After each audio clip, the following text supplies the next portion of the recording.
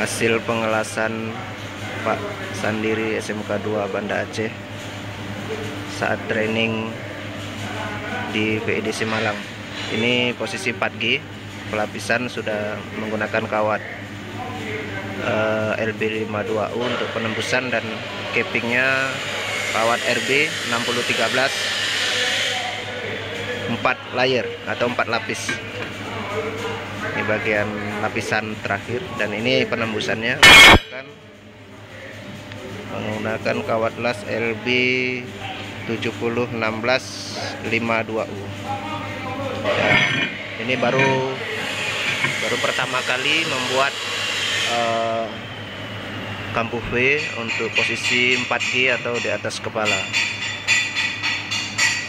Saya rasa sudah cukup baik untuk tahap pertama. Untuk pelatihan selanjutnya tinggal memperdalam lagi. Inilah salah satu pengembangan kompetensi guru untuk teknik pengelasan. Pelatihan oleh Resa SI di VIDC Malang 14 sampai 18 November 2011.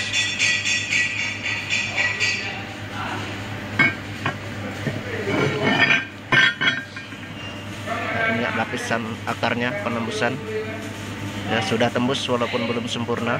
Untuk tahap pertama sudah oke.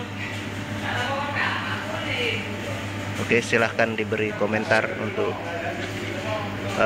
perbaikan dan untuk kemajuan dunia pendidikan, khususnya teknologi pengelasan.